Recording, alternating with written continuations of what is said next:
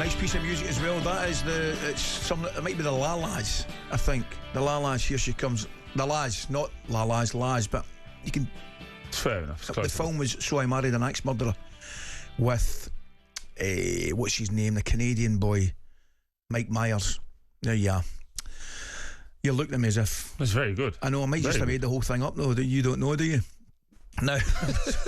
And what was supposed to be the weekend where Arsenal got themselves right back in the mix for the title, they fell out of it completely. Yeah, just about completely in my book. Yep, the 1-0 loss to West Ham was followed by Liverpool winning comfortably 2-0 at the Etihad to leave the Reds 11 points clear at the top. And it's looking like being a dream season for Arne Slot's side, who are absolutely flying, already in the League Cup final. We play Newcastle, and indeed in the last 16 of the Champions League. I said yesterday, Troy, Liverpool have been, they've hardly put a foot wrong. The FA Cup aside and Forest game aside, it actually has surprised me how well the whole thing's just continued. Arne Slot's come in, he's been different class, his top players have been outstanding, particularly the ones whose contracts are up. So I don't want, it might be a crazy thing to say, I'm really surprised. I didn't think they'd drop off, right, and disappear, but I'm surprised at just how well they've done. They've been brilliant. Yeah, and also no one's talking about the fact that they brought one player in Chiesa, who hasn't really played at all, has he? So I think the continuity and the extra years experience for that midfield. If you remember, I was talking to somebody about this yesterday. Last year, they were saying they need Jude Bellingham because that midfield is lightweight, it's weak. They go and get McAllister for, £30 million, I think? And then to have that midfield now, and you look at it, it's like, it's an unbelievable midfield. So for me, I think Arne Slot did everything right, but I think also sliding doors moment, he's got a really motivated, solid Liverpool team that want to make sure they're ready to deliver. They've been amazing so far. Now we're going to get more on this with a proper Liverpool legend, 5-time title winner, 3-time League Cup winner, FA Cup and European Cup winner. It's a very good morning to Mark Lawrenson. Mark, good morning, mate. How are you? I'm probably as good as you, maybe. Brilliant. Well, that's good to hear, because I'm good, and if you're as good as that, I'm absolutely thrilled, mate. I just said, Mark, it's a kind of strange situation, because I didn't expect Liverpool to drop off by any stretch of imagination, but I'm really surprised at just the consistency level and effectively just how good they've been. How are you with it? Oh, honestly, seriously, I mean, the new manager is very, very intelligent, because he's looked at what he's got. As soon as he sat down in the manager's office at the start of the season, I thought, oh my God, how good is this hand I've been dealt? And, you know, I was just listening to you there a little bit. I mean, the three boys in midfield have been outstanding. At the start of the season, everyone went, oh, I'm not sure that that's going to be any good with those three like that. You know, they don't do this and they don't do that. You know, it's like in football. I mean, they're outstanding. Basically, the thing with Liverpool is they've got two players for every single position. And no other team in the league have that. And everyone goes, oh, they had a little bit of a dip or whatever. You can't win every single game. Listen, this league will be won by the end of April easily. No one's going to be anywhere near them. It's impossible. Yeah, absolutely, Laura. I think as well with that, when you look at this back line, let's say if they were to lose Virgil van Dijk and Trent, is Virgil the piece that they have to keep, in your opinion? Because I just don't see how they do the reshuffle without him. If they lose everybody else, that I can kind of see how they can get through. But if they lose Virgil, I think they'll struggle. Yeah, 100%. I mean, he's not just an outstanding footballer, also, but he's a leader, and you can see that. Yeah, most definitely. I think Trent will go. I think that's an absolute yes.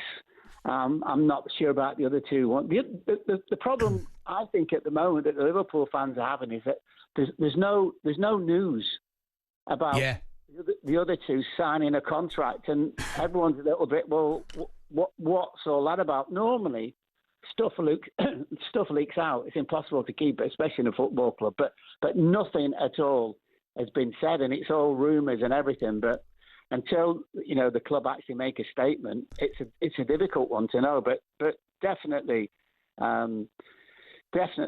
obviously, in terms of Salah as well, 2 new contracts for me would be, I'd give Salah 2 years, maybe a 1 and a 1 or something like that. Van Dijk 2 or 3 years, to be honest with you. It's funny, Laura, looking at it, because I think the conversation would be greater and we'd be talking about it a lot more had Liverpool and indeed the players not handled the situation as well as they're handling it.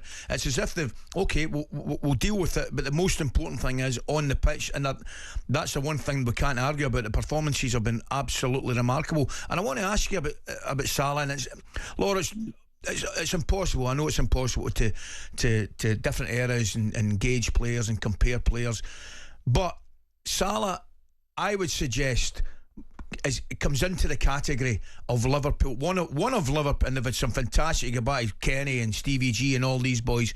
But I think he's slowly but surely made himself into the discussion of being one of Liverpool's greats. Is that fair?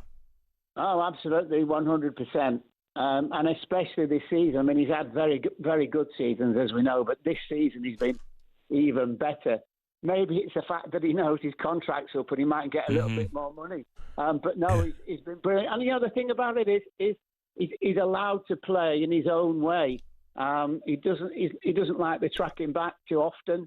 But if you've got a player who's scoring every single week and occupying like 2 players on the pitch, then it's great, isn't it? And I think, over the course of the seasons, when he first came, I mean, he was a little bit selfish, you would say. Yeah. But now he's bought into the team ethic, which is, we all play together, we all pee in the same sink, all that kind of stuff. It's funny, Laura. I'm sorry to interrupt you, but do you think?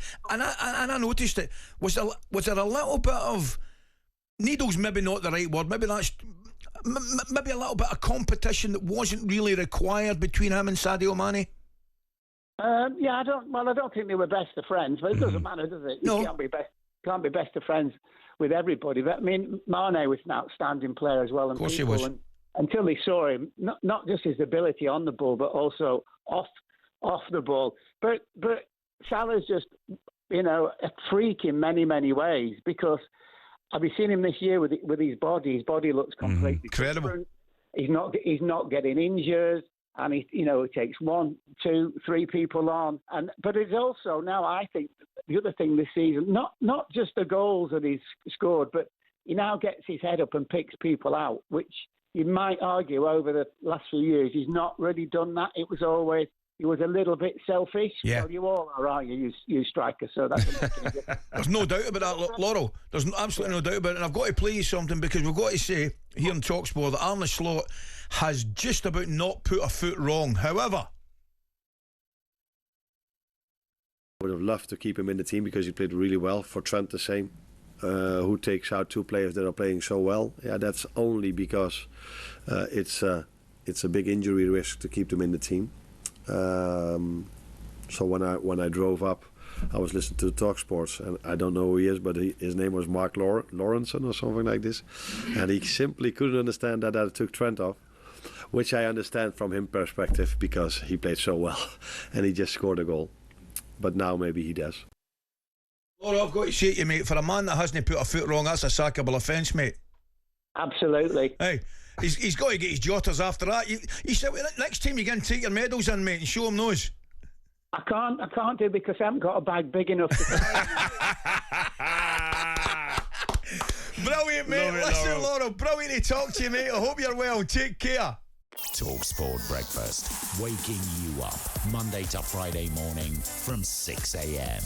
on AM, on DAB, via the talkSPORT app and on your smart speaker. talkSPORT.